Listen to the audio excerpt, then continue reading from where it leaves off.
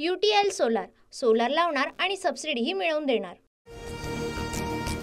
खाद्य वाटपाचा तिढा सोडवण्यासाठी मुख्यमंत्री फडणवीस अजितदादा दिल्लीमध्ये दाखल। काल फडणवीस शिंदे अजित पवारांच्या बैठकीनंतर दिल्लीमध्ये शहांसोबत मंत्रिमंडळावर चर्चा, तर शिंदेंच्या दिल्लीवारीबाबत सस्पेन्स कायम।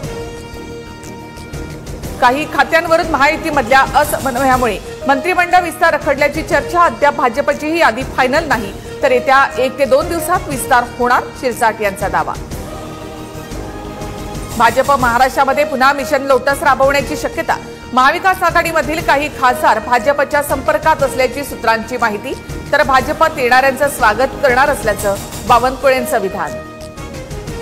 आमचे खासदार आमच्या सोबतच, बाकी बोलण्याचं कारण नाही, नाना पटोलेंची प्रतिक्रिया। तर ऑपरेशन लोटस नाही, तर भाजपचं ऑपरेशन डर, राऊतांचा निशाणा।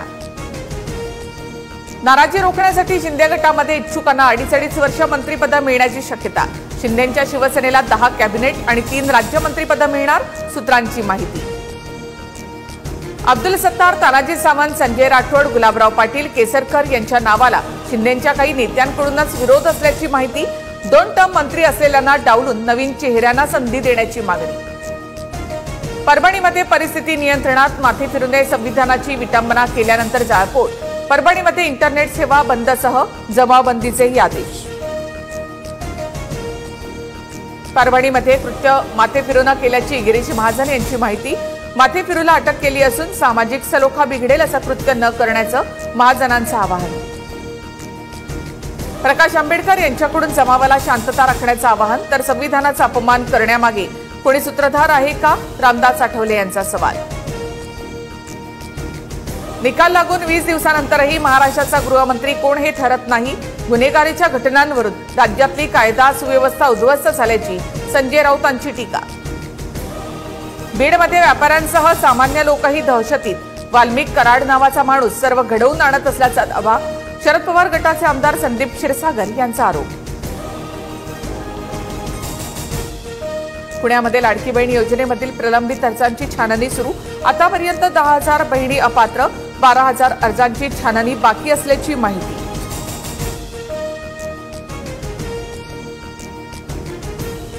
आदिवासी समाजातील महिलांना वगळता 2 अपत्य असणाऱ्यांनाच लाडकी बहीण योजनेचा लाभ द्या, नितेश राणेंची फडणवीसांकडे मागणी।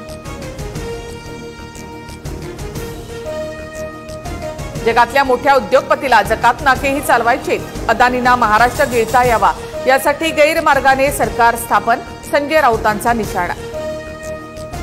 साताऱ्यामध्ये जामीन देण्यासाठी 5 लाखांची मागणी, 3 जण एसीबीच्या जाळ्यात। सातारा जिल्हा आणि सत्र न्यायालयाच्या न्यायाधीशांच्या विरोधात गुन्हा दाखल।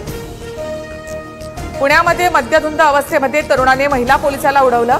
कोरेगाव पार्क परिसरातील नाकाबंदी दरम्यान घटना, आरोपीला अटक। शरद पवारांसोबतच्या बैठकीनंतर अरविंद केजरीवाल ऍक्टिव्ह मोडवर। दिल्ली विधानसभा निवडणुकीबाबत केजरीवाल मुख्य निवडणूक आयुक्तांना भेटणार, मतदार यादी ईव्हीएम संदर्भात चर्चा करणार।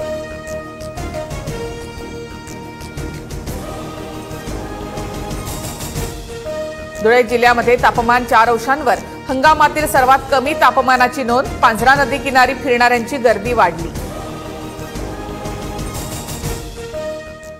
UTL सोलार लावणार आणि सबसिडीही मिळवून देणार।